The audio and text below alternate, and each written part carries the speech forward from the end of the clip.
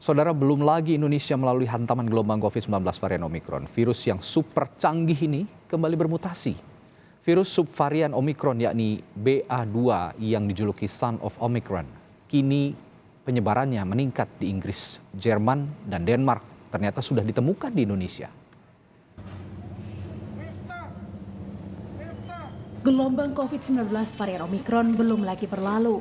Kini muncul lagi mutasi turunannya yang sudah terdeteksi di 49 negara. Namanya subvarian BA2 karena mutasi Omikron sebelumnya merupakan varian BA1. Ternyata per 28 Januari, 55 kasus Omikron BA2 sudah terdeteksi di Indonesia. Jadi bukan penambahan sebenarnya, tapi dari hasil deteksi yang ada, itu kasus BA2 sudah tercatat ada 55 kasus di dashboardnya GSIC. Sebenarnya, apa yang membuat subvarian mutasi Omikron ini jadi sorotan? Berbeda dengan varian Omikron atau BA1, subvarian BA2 ini menjadi perhatian ilmuwan karena karakteristik mutasinya yang tidak bisa terdeteksi oleh kit PCR metode S-Gene Target Failure atau SGTF yang kini kita gunakan untuk mendeteksi kasus Omikron dengan cepat. Akibatnya, subvarian Omikron BA2 ini tak bisa dibedakan dengan mutasi virus COVID-19 lainnya, meski tetap terdeteksi lewat tes usap PCR untuk diagnosis COVID-19 pada umumnya. Tapi, apakah varian mutasi yang dijuluki Son of Omicron ini lebih ganas dari Omikron pendahulunya? Jadi kita tahu bahwa varian Omikron sendiri kan memang dia lebih cepat menular dibandingkan dengan varian Delta. Dan artinya sampai saat ini WHO juga belum menyatakan ya apakah kemudian varian BA2 ini merupakan varian yang lebih ganas daripada varian asli daripada varian Omikron yang kita kenal sebagai BA1.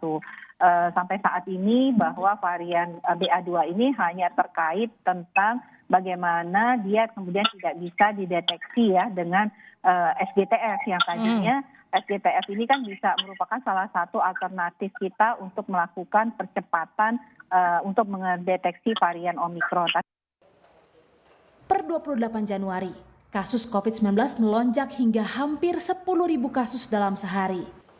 Namun Presiden Joko Widodo meminta masyarakat agar tidak panik. Tak semua kasus COVID Omikron membutuhkan layanan langsung karena gejalanya tidak membahayakan. Yang paling penting, meminimalkan kontak. Ini akan mencegah penyebaran yang lebih luas. Ketika hasil tes PCR saudara positif tanpa ada gejala, silakan melakukan isolasi mandiri di rumah selama 5 hari. Bila ada gejala batuk, pilek, atau gejala demam, silakan gunakan layanan telemedicine atau ke puskesmas atau ke dokter terdekat. Selama penularan masih ada, potensi mutasi COVID-19 akan terus terjadi dan tidak boleh diremehkan apapun variannya. Apalagi jika menginfeksi warga lanjut usia dengan komorbid dan juga anak-anak. Narasi kita selalu mengatakan Omikron ini lebih ringan, tidak berbahaya. Tetapi hal yang perlu diperhatikan kalau itu menyerang para lansia, orang-orang dengan komorbid. Tadi kan lansia komorbid meninggal, ya. Dan juga yang ketiga yang saya khawatirkan adalah anak-anak, ya. Jadi apalagi kalau sudah lansia ada komorbid, belum pula divaksin. Nah ini akan berbahaya karena bisa menimbulkan tingkat keparahan yang lebih berat dan selain meningkatkan potensi diabetes pada anak, infeksi COVID-19 juga berpotensi menimbulkan MIS-C atau Multisystem Inflammatory Syndrome in Children atau kondisi medis ketika bagian organ-organ tubuh pada anak mengalami peradangan dan justru muncul setelah anak sembuh dari COVID-19. Nah, pada saat anak-anak itu awal terkena COVID seperti yang nggak apa-apa. Mungkin bapak ibunya, oh iya terkena COVID, tapi anaknya nggak apa-apa.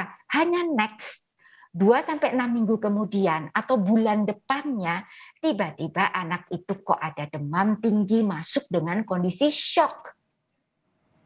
Bayangkan Indonesia ini sudah dengue-nya ada masuk pasien seperti shock, atau ini adalah misi akibat lampau dia kena COVID tidak mengapa, tetapi kemudian respons tubuh anak itu berlebih.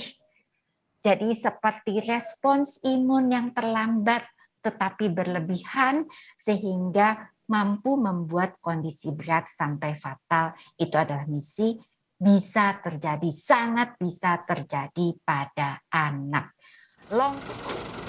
Hingga 29 Januari, sudah ada 3 pasien Omikron yang meninggal dunia. Sudah 2 tahun kita hidup dibayangi pandemi.